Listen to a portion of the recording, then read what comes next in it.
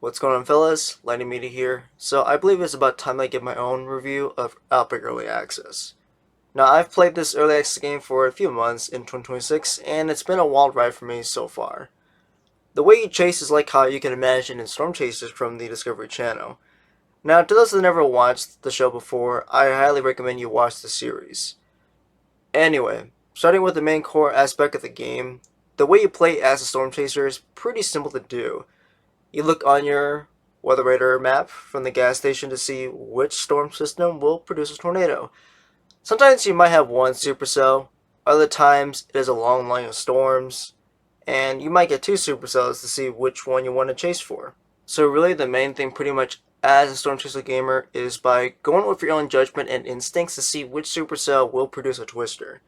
Sometimes you'll see other gamers choose a target area that they believe is promising, and you as the Chaser gamer will decide to choose a different target area that will surely have a tornado on the ground. Plus, you can check on your weather radar to check on the levels of cape and the wind direction to see which supercell will definitely produce a tornado.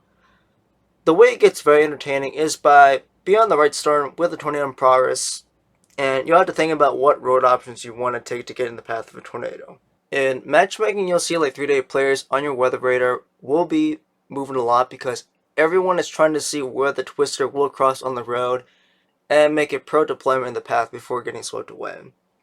This type of entertainment of playing with other gamers while storm chasing is pretty much like you're really storm chasing, just like in storm chases from the Discovery Channel, and as well as in the movie Twister and Twisters. Enough of storm chasing in the game, let's talk about other features like the modes, the garage, and character customization. We got solo chase, quick chase, group chase, and a weekly challenge. So you as the Storm Chaser gamer can choose to play solo if you'd rather not have other players get in your way on trying to do a probe intercept. For quick chase, that's merely the one mode that almost every gamer does if you prefer not to play alone. Sometimes in quick chase mode, you might be lucky enough to get a near full lobby of gamers, and other times you'll matchmake like 3 to 5 players, so you obviously can't tell if gamers will be in the matchmaking queue, not unless you're watching a streamer that will be in the queue. If you have buddies in your Discord lobby, that's where you can pretty much invite your pals in the group chase to enjoy your own style of storm chasing. Now, the weekly challenge mode is very different because this game mode is about competing against every Storm Chaser gamer to see how many points you can earn at the very end to get on the top 50 leaderboard. This is somewhat a PvP mode, but not like a Call of Duty PvP in a way. The main objective in the weekly challenge is to get as many probe intercepts as possible to achieve a high score at the very end of your chasing session. You can play this game mode as many times as you want to see how good you are as a Storm Chaser gamer. And by the way, fellas, I've already made a review on the weekly challenge game mode a while back, so I recommend taking a watch to hear my thoughts on the game mode itself. Now for the garage section, there really isn't much for the character customization based on the character features. However, the clothing is something you can definitely mess with for your own style. You can absolutely change your pro perceived appearance, but everything costs money, so you'll need to keep doing more chasing sessions to get the things you want. I do have a money guide video for this channel if you guys are interested in watching. Anyway, checking out the vehicle section, you can see that there are other vehicles you can choose, but once again, every vehicle is very costly. One feature that is very nice about the vehicle section is that you can actually buy yourself hail protection, collision protection, as well as other things for your vehicle. You can customize your own vehicle to have what attachments you want as a Storm Chaser gamer. That will give some advantages to yourself, but most don't really provide any benefits since they are just cosmetic attachments to your vehicle. I do want to mention that the vehicles that have the unique name sign on the side cannot be customized because they have already been customized and locked by developers. With the main core aspect out of the way, let's check out the tornado animation behavior. The way the devs animated the tornado is quite amazing, which I will admit. The animation and the scenario to play out the coded simulation while the tornado is in progress just gets fascinating as it continues to play out over time. The appearances I've seen so far on a tornado are pretty much almost everything you can imagine. Carrots to stovepipe appearances are all I have seen in my gaming experience. The only two things that we haven't gotten yet, which I think this might be too complex for the devs to simulate in the game, are multi-vortex and wedges. Now, you Storm Chaser gamers might see that a large stovepipe tornado can become a wedge, but not yet, because a wedge has to be twice as wide as a stovepipe tornado, and the tornado cloud cyclone needs to be in a bowl shape in order to be identified as a wedge tornado on the ground. You Storm Chaser gamers can call it a wedge all you want on a stovepipe tornado. That is a massive size, but it's still a stovepipe no matter what. I think one of my favorite moments while a tornado is still in progress is when the thundercloud is on the ground all the way, and a moment later, it becomes a powerful stovepipe when no one was expecting it to be like a violet twister.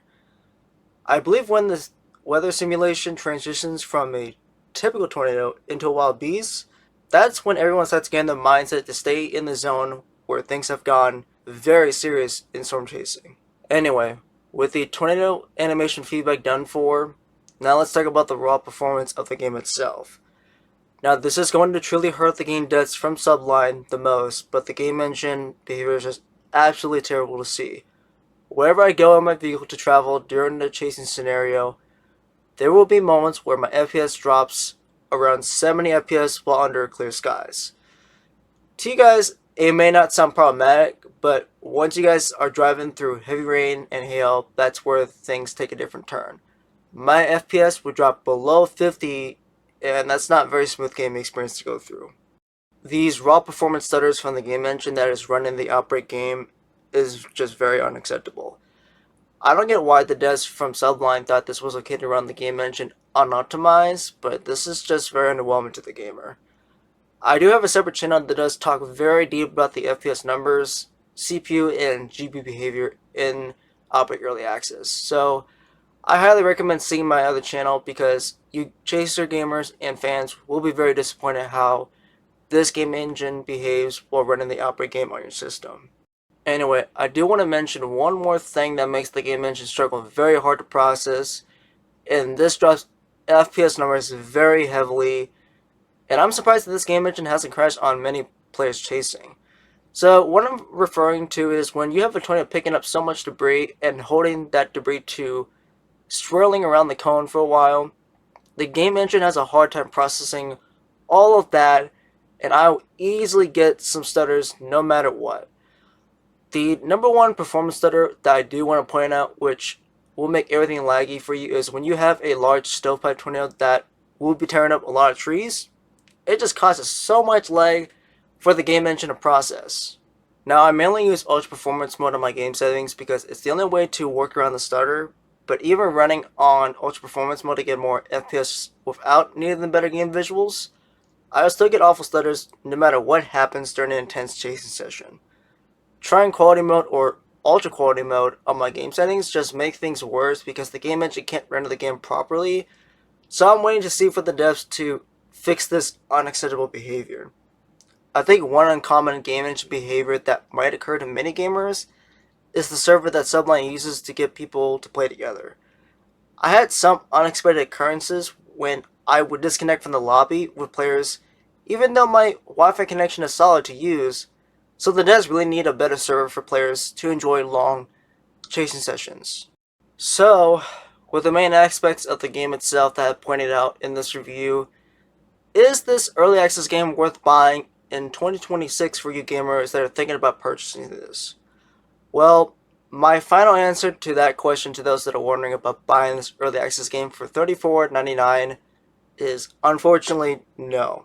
Not yet, because the game engine itself and the network server that Subline is using is very underwhelming and unacceptable to play on. I can't imagine the frustration of storm chasing gamers trying to have fun storm chasing, but those gamers will always get stutters, unexpected crashes from the game engine that can't properly operate very well, and getting random disconnections with random players with a terrible network server that Subline is currently using. Subline has added more features and visual overhauling in their update last week, but I don't understand why they are not working on improving the game engine behavior when the game engine is obviously the number one problem that is holding back the fun to have a smooth game experience. Now, if you guys really want to buy this game and you're willing to fight against the terrible game engine behaviors and disconnects, even though it is best to wait until Sublime has officially optimized the game engine. Always use Ultra Performance mode in your game settings to get the best possible frame rates to counter against the stutters as much as you can. Well, gamers, that's my official review for OUTBRK Early Access for 2026. Sublime really has a lot to make up for, but mostly to optimize the game engine for gamers to have fun. If you gamer fans enjoyed this review from me, leave a like and a comment to help this channel. You gamers take care out there. I'm signing out.